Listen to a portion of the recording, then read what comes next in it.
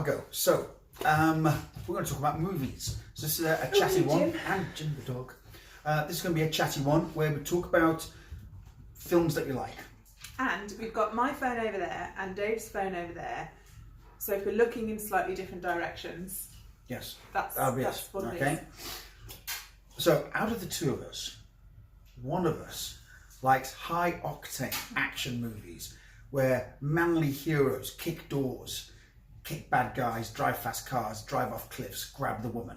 The other person enjoys French foreign language films about existential crisis and nothing at all. Can you guess who? Which is which?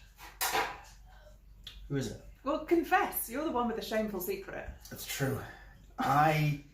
Yes, the worst bloody taste in films. I like fancy art films. Zoe likes stupid action movies. Yeah. I quite like an action movie as well if it's quite good. But I need just one level of interest to the action movie. You can't just be straight ahead Jason Statham slapping sharks. Well, that's your perfect... Oh, I haven't seen that one. I'm going to have to look it up.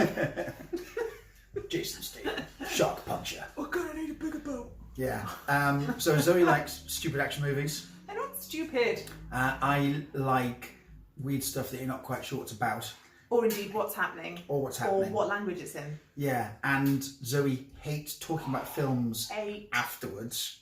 What's the point? They're done. Yeah, well, I like to sort of discuss the minutiae. Everything exploded, and Jason Statham got the girl. Yeah, basically. Yeah. Although I don't have any Jason Statham films on this list. Do you need to amend your list? I don't think so, because all Jason Statham films are basically Jason Statham films. And there we go.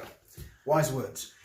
So, I love cinema, and I love films, and I love the art of movies. You like going to the cinema? And I like eating pick and mix in the dark. There we go.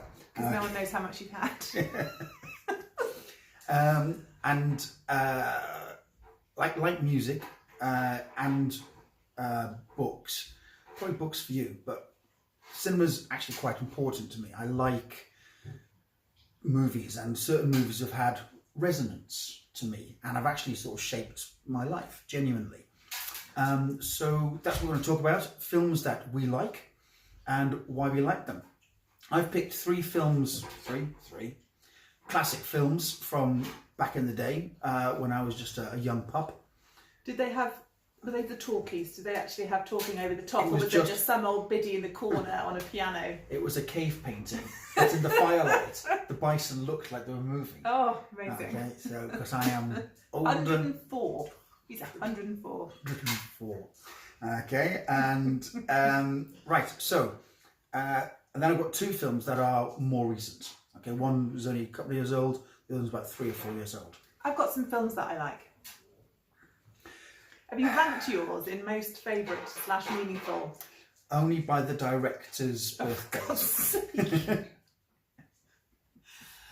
This might be a slightly longer than anticipated vlog. I'll just put a list of mine underneath. Yeah. And you can skip the rest. Anyway, why don't you start us off? Okay, my most favourite explodey film ever is The Bourne Identity, because it's brilliant. It's based on a series of books by an author called Robert Ludlum, which are actually very good books, to be fair. They're a trilogy. We've got a copy and I've read them several times. So there's also 3 Bourne films. The first Bourne film and the first Bourne book are really fairly similar. For a movie adaptation of the book, it's pretty good. After that, whilst the second and third films are very good, they diverge quite a lot from the book. Yeah. If you haven't read the books, they're well worth it. But yeah, it's Jason Bourne is played by Matt Damon, and I can't remember the German actress that plays his other half. She was in Run Lola Run. Oh God. Yeah. Lena, something or other. Anyway, Hadley. She's very, very good, and it is basically an action film. If you haven't seen it, Matt Damon gets pulled out of the ocean by a fishing vessel, and he wakes up not knowing who he is or what happened. Total amnesia. Total amnesia. He's got a couple of bullet holes, and he stays out at sea with the fishermen while they finish their trip, and then they take him back to port when they go. And during the course of that, I don't know, a couple of weeks, I suppose it is, he discovers that he's got other talents, foreign languages, physical skills. And the film is the story of how he finds out who and what he is. I absolutely love it. It's got quite possibly the best car chase scene ever filmed. Although, what was that other action film we watched the other day that had the guy that plays Deadpool? Who's the guy that plays Deadpool? Ryan Reynolds. Ryan Reynolds. And there was a massive car chase around Rome. That's also an excellent thing. It's a terrible film. No, it's a Ryan brilliant film. Reynolds. What's that film called? Oh, something like Number 8 or... Number 8. It's not Number 8. There's some numbers in it. Series 8, something 8, Super 8. Anyway, that's also worth a watch. But anyway, the point is, the Bourne Identity has the best car chase scene ever. I really like Bourne Identity. It follows my rule of action movies that it's got to have just something else going on. And it's a really smart, really slick, great camera work, cool fight scenes, great car chases. The director for that, I think, was Paul Greengrass, and he had this sort of neat trick of the camera was with you in the fight. So rather than watching the fight at third person, it was done as a first person thing. And it worked really well in the first Bourne film, fantastically. The fight scenes are brilliant. Well, really, really well done. I think I've been doing martial arts my entire life, and I've watched a million real fights. And I thought the first... He's had a few himself. I've had a few myself. And I thought the first film was done really, really well. And then the other ones, it just got a bit too happy-slappy for me. Yeah. I couldn't quite tell what was going Apparently on. it wasn't realistic. Who'd have thought? Anyway, the Bourne fantastic. Identity. And the follow-ons aren't bad. Yeah, worth a watch. The first one is brilliant. Yes. It's very, very good. Okay. It's not Famke Janssen, is it? There it might be. I don't know. Anyway, lovely lady. So I'm sure she's very good my too. first film, which is not necessarily my favourite film, but it's probably the most important film for me, is Enter the Dragon by Bruce Lee. Or with Bruce Lee. It wasn't by him. I was 12 years old, maybe, and I was born in 1970, and Bruce Lee died when I was real small. He died in 1970, I don't know, 2, 3, something like that. And but I sort of grew up with him as this name that was always heard. I was constantly fascinated, but I'd never seen any of his films. Anyway, parents went out, leaving me in charge of my 2 kids. This is the 1970s. It's absolutely fine to leave a 12-year-old. His 2 kid sisters. He didn't have children of his own by that point. In charge of my two. The northeast. It's northeast. So. And so Mum and Dad went out, and I was babysitting my 2 sisters, and I just put on the TV, and I caught the very start of Enter the Dragon. And for the hour and a half or 2 hours it was on, I sat without even blinking and just watched this movie unfold. And it was, to me, completely life-changing, because I instantly, like almost every other young boy that saw this movie, enrolled into martial art classes, like instantly, the next day. And I've been doing that my entire life. And it's what sort of the rock, the foundation that Dave's gym is built on, is me teaching martial arts to unwilling, pointless, useless students. You know who you are. Yes. Louise, we're talking about you. Yeah, talking about you. So yeah, that film changed what I wanted to do. I kind of wanted to look like Arnold Schwarzenegger but move like Bruce Lee. Yeah. Neither's come true, but I have tried. You are a beautiful blend of both of them. A homogenization. Yes. So Enter the Dragon, the most important film for me. Not the best, not my favourite, but the most important. It shaped who I am right now today. Okay, fair enough. What's next? Next for me is The Quest for the Holy Grail, which is Monty Python. And my love, it's just funny.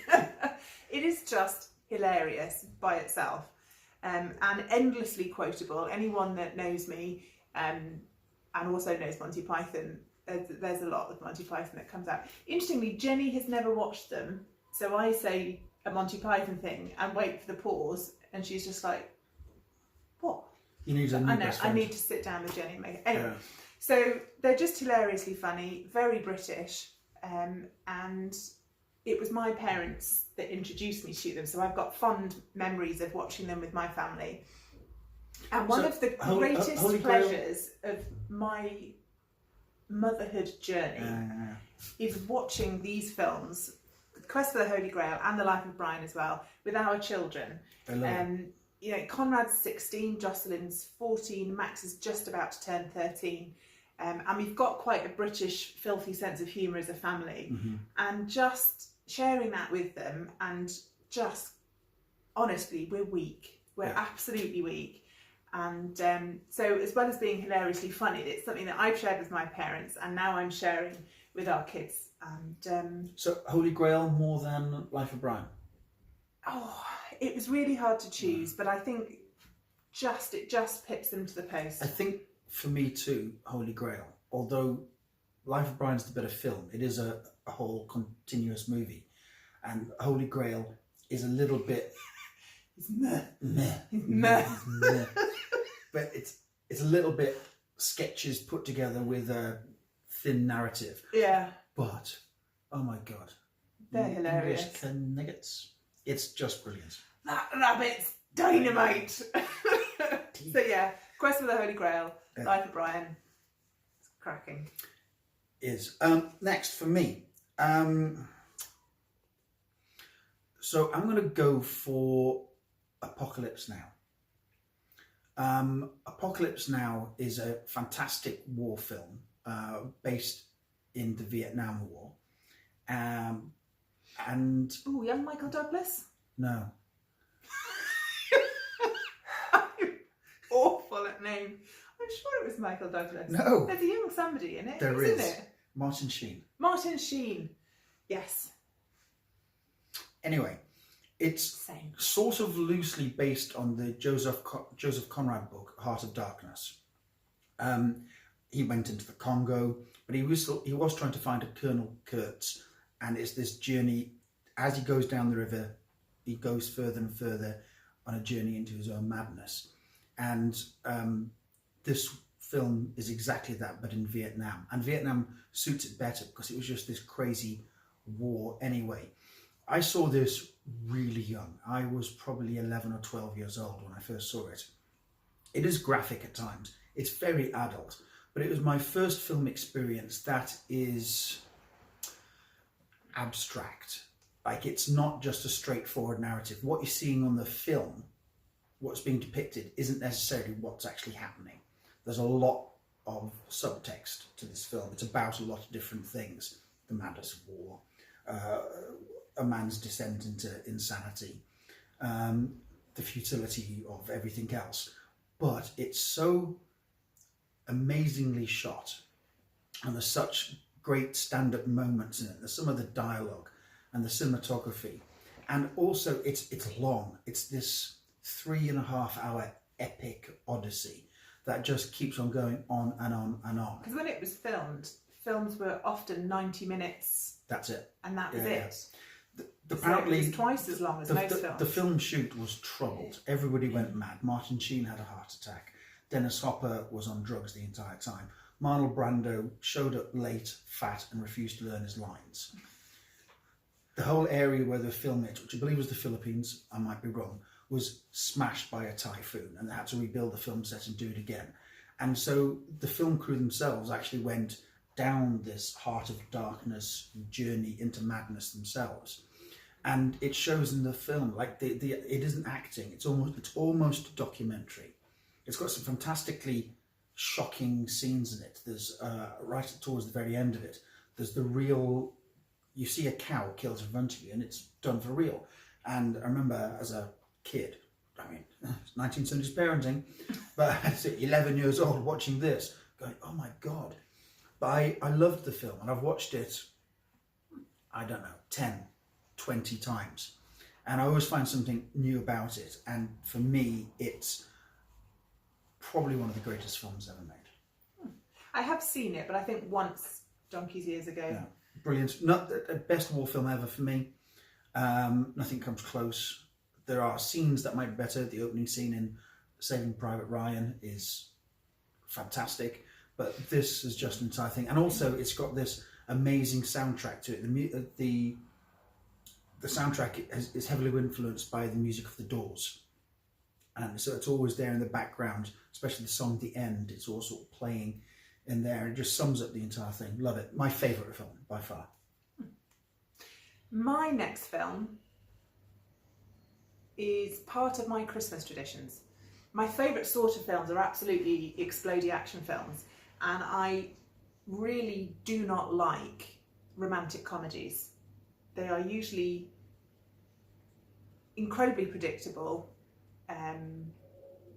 highly unrealistic, which for some reason in that particular genre gets on my wick, and is a lot of women being saved by blokes one way or another. It just makes me want to punch someone in the face. However, I absolutely love Richard Curtis's film Love Actually. I actually love Love Actually. Okay. Yeah. It's just, I think it's that weird British humour. If you think of the whole waiter, Colin, that goes to America, because then everyone will have sex with him, because apparently they love the accents. And Hugh Grant as Prime Minister opposite Martine McCutcheon, just, you know, confessing their feelings for each other over a large papier-mâché octopus. Emma Thompson, her whole storyline. I'm a fairly even keel sort of person. Stoic and cold. I'm generally serial killer, optimistic, all the rest of it, but that just kills you every time. Kills me every time. It's brilliantly written, very funny. Absolutely love it, and it is part of my Christmas tradition now. It's often shown on the television, but I picked up a DVD copy for £1 from the British Art Foundation a few years ago, and I watch it whilst wrapping Christmas presents, drinking wine and crying. Yeah. So Love Actually. It's not my favourite. Is it not? No. I mean, Liam Neeson. Yeah, still. But he doesn't shoot anybody in the face, what's the point? But he does a lot of good action films. He does. Taken. Taken 2. Taken 3. Yes. Taken again. Yeah, he's very careless with his relatives. Yeah. So next for me, a sort of classic film, and it was tricky. Star Wars gets an honourable mention, but I'm not a Star Wars fan. I watched the classic movies. Now there's a series of films that are exactly the bleeding same. Yeah, I saw the original Star Wars in the cinema when it came out in 1842. 104 years old. They gave him a little paper book and he had to flick it to see what happened. Not true. And it, like every kid, like the day before Star Wars came out, the kids in the playground were playing Cops and Robbers, Cowboys and Indians. And the day after Star Wars, it was Darth Vader versus Han Solo. Were you Yoda because you were so short? No, I'm 7 feet tall. Everybody wanted to be Han Solo. Nobody really wanted to be Luke Skywalker. That's because he's a drip. He is a drip. That's kind of the classic vanilla hero protagonist part. It was very important for cinema. It was one of the first big blockbusters, and definitely important. But it doesn't make my list. It doesn't hit my list. Okay, but so I know a lot of waffle, but Star Wars is not So not on my list. The Not films Star I Wars. could tell you that aren't on my list. We could be here forever. My book's upside down, and I haven't got my glasses on. Okay, so I'm going to go for instead Pulp Fiction. So what was the point of talking about Star Wars? Because anybody my age and male would pick Star Wars as being a very important film, and it is. It's just not on my list. I'm explaining why it's not on If you my like, we list. can film another vlog in a minute with all the things that aren't on our list. Or the James Bond film, not on my list. Oh, I might have put some... Anyway, Anyway, I could have put this. but Skyfall is my favourite James Bond we're film. not talking about you But now. it's we're not on talking my about list. So I thought I could talk about any films, whether or not they were on my list. So what's next on your list? On my list is a new wife, and No one would have you. that's very true. No one else could keep up with the laundry. I break them. So what's on the list? I'm trying to tell you, it's Pulp Fiction by Quentin Tarantino. Ooh, good film. I think it's his second film. I think his first film.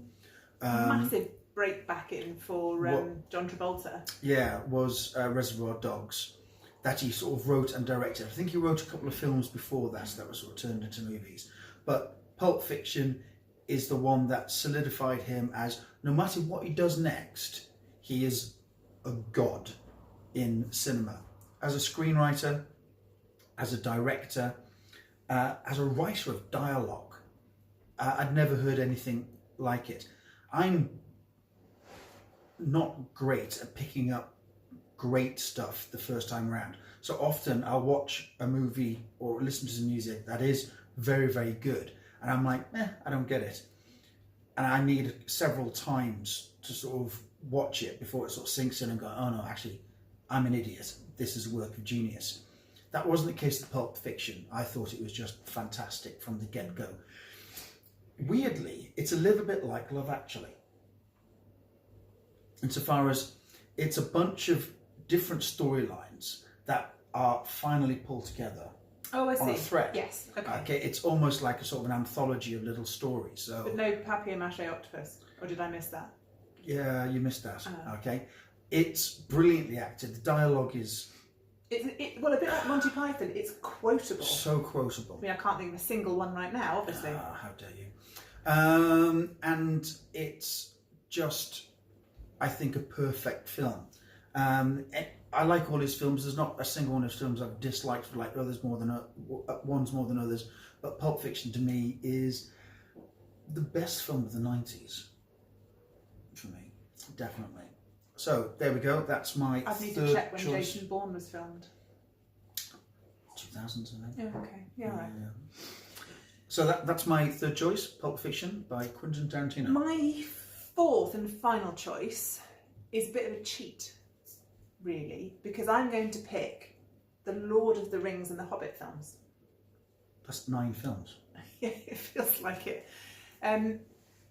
When my dad is a huge Tolkien fan, and one of my strongest childhood memories is of him reading The Lord of the Rings to my brother and I, and he'd sit in the middle of mum and dad's bed, and then he'd have one arm round Toby and one arm round me, and he'd read us The Lord of the Rings.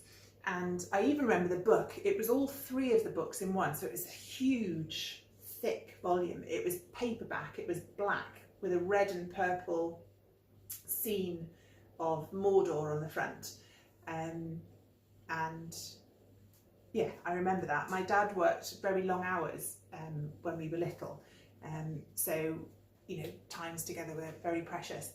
And so that's always, the books have always meant a lot to me. And not long after I moved out and in with you, at some point, like Christmas or birthday, my father bought me my own copy of The Hobbit with beautiful illustrated plates in it and a green cover with gold letters on it. And so watching the films, I'm very familiar with the stories, and it brings back lots of lovely childhood memories. And I mean, they're very long, and I'm not terribly interested in the storyline of Sam Gamgee and Frodo. Still Once walking. they all split up, I'm like, Still walking. yeah. Walking But yeah, but I tired enjoyed now. the films, and again, they were epic. And what's the name of the chap that was the director? Peter Jackson. Peter Jackson. They made him, New Zealand. and he got it so right compared to what was in my head. I remember speaking to Dad about going to see the films when they first came out. I mean, we were both like, what if it spoils it? What if it's different? Which can happen with any film adaptation, but particularly because those books meant so much to us, we didn't want it to be ruined. So yeah, I'm going to cheat and have all 5 films as my last film, because there's two Hobbit films. I can't remember if there's 2 or 3 Hobbit films. I can't. I didn't like the Hobbit adaptations. I loved The Lord of the Rings. I thought they were fantastic, brilliant filmmaking. I didn't like the Hobbit ones. They took a short book and turned it into 2 overstuffed, overlong, meandering films, either 2 or 3. So I wasn't a fan. Felt like 3, did it? Oh my God. Anyway, I I think they were all very good films, but I'm predisposed to like them Yeah. because of our family history. So, what's on your list? Well, Have you got any more on your list? yes, I do. I've picked 2 recent films. So these are quite new. One's very new, and one just a couple of years old. So I'm picking Baby Driver.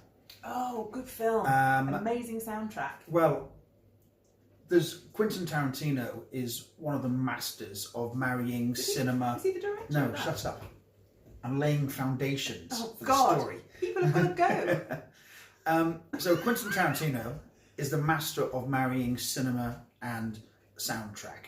He made your favourite songs you'd heard a million times before on the radio, but he puts it with that scene, like Stuck in the Middle with You. Gets the timing of it. Will never be the same again after you've seen the torture ear cutting off scene in Reservoir Dogs. Spoiler. Yeah, sorry. But Baby Driver goes an extra level because the whole film isn't just set to a brilliant soundtrack. It's actually set It's choreographed. to the soundtrack. The whole film is choreographed. The car spins, the walking pace, everything is perfectly in sync with the music. But it doesn't feel like a gimmick. No. The film's great. The performances are fantastic. Interesting The storyline. car scenes are great. I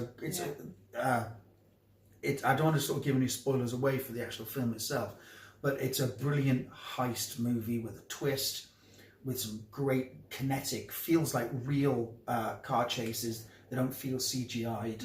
It's not like Fast and the Furious rubbish. Well, those are good because they've got Jason They're Statham not. in them. They're terrible. And Have they got Jason Statham? shut up. The last couple got Jason Statham. Oh, okay. But They're not on my list.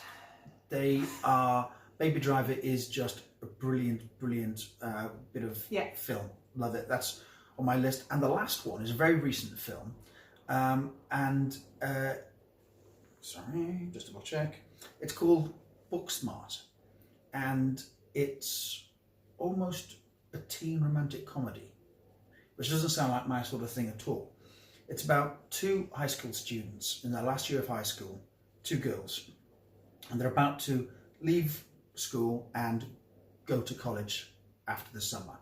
And so it's all building up to the prom at the end, and high school friends are about to say goodbye to each other. And these 2 girls are dorks, like massive dorks.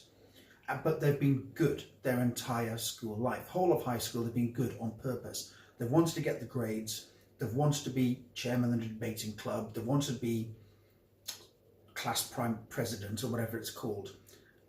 And they realise they've missed out on the high school experience. Getting good grades to go to a good school is part of it, but also is having fun, meeting people, Kicking your knickers up. having a good time.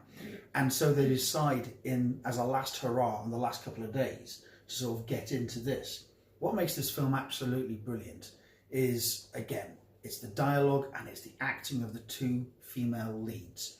It's a very female-centric film, but without it being sort of trite and go girl power thing. It's just Who's in it? brilliant. No idea at all. What's it called again? Booksmart. It's called Booksmart, and it might be. I think it came out in 2019. I think it's probably the best film I saw last year. It's brilliant, absolutely brilliant. So yeah, those are my choices of films. So I've got a teenage girl rom-com type thing. I've got Classic war. Quentin Tarantino stuff, and not Star Kung Wars. Fu. Okay, and you've got fewer action movies than I thought. So there we go. Please let us know what your favourite films are down below, and let us know if you want to hear more waffling about stuff that neither of us are qualified to talk about. Hope you enjoyed that, and we'll see you again soon. Bye. Love you all.